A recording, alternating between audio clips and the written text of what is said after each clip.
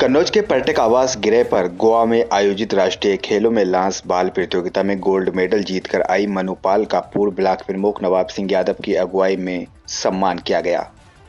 इस मौके पर यश भारती पुरस्कार से सम्मानित मनुपाल को प्रतीक चिन्ह देकर सम्मानित किया गया।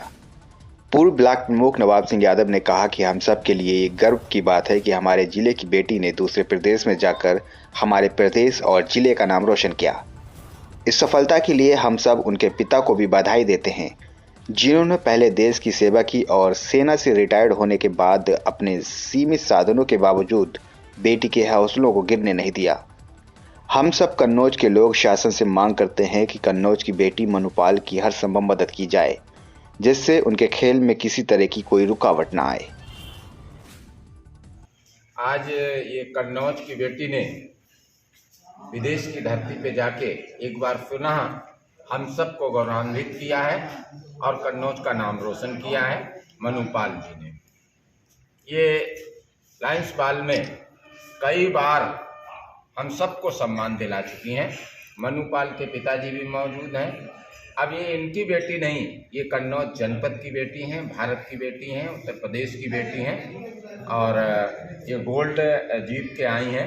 तो हम सबका परम कर्तव्य बनता है कि इनका मनोबल बढ़ाया जाए, इनका सम्मान किया जाए, जिससे लोग ये तमाम बेटियों की प्रेरणा स्रोत बने और जनपद में कई मनुपाल और तैयार हों।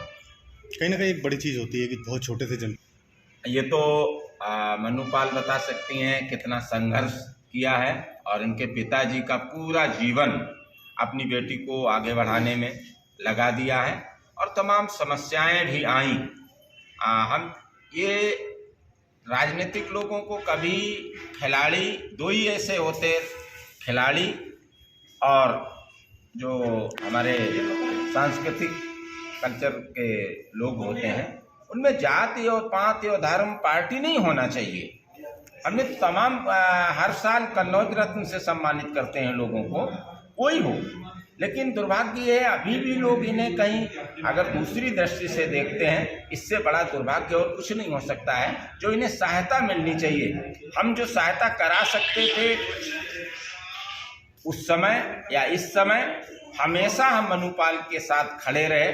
तमाम बार आर्थिक मदद जो हो सकती थी वो मदद कराई गई, लेकिन आज इन्हें दुआओं के साथ, आशीर्वाद के साथ आर्थिक मदद की ज़रूरत है।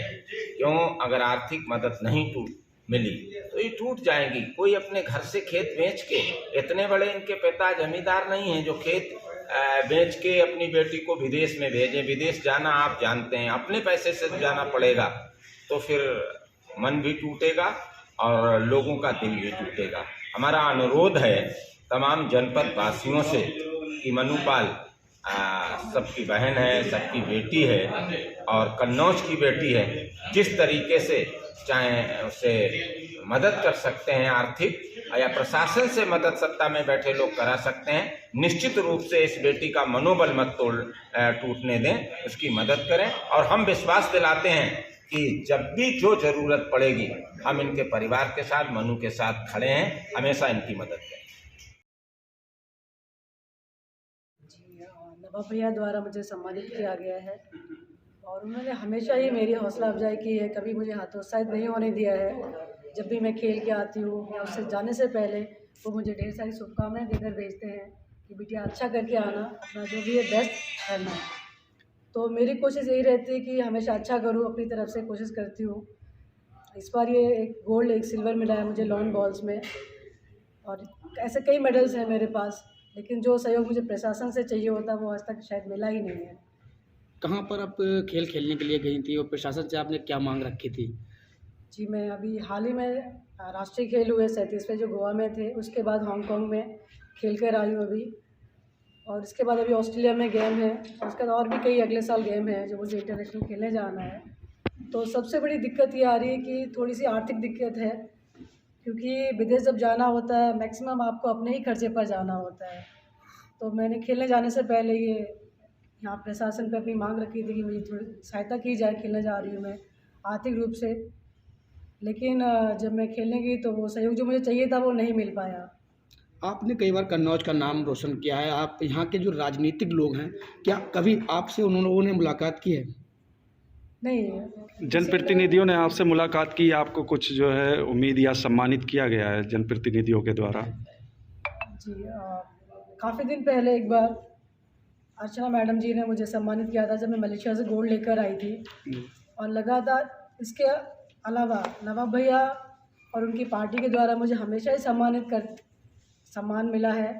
और वो मुझे हमेशा ही एक मेरा जो मनोबल होता है वो हमेशा बढ़ाते हैं, जैसे एक बड़े भाई को बढ़ाना चाहिए। पार्टी अपनी जगह है, लेकिन भैया ने हमेशा मुझे एक बड़े भैया होने के नाते आपने अभी एक बात रखी है कि आपकी आर्थिक स्थिति बहुत कमज़ोर है। जब आपकी मुलाकात अर्चना जी से हुई थी तो आपने क्या कुछ कहा था कि प्रदेश के मुखिया योगी आदित्यनाथ जी से हमारी मांग को रखा जाए और हमें सम्मानित किया जाए, मेरा सहयोग कराया जाए, ऐसी कोई बात हुई थी आप?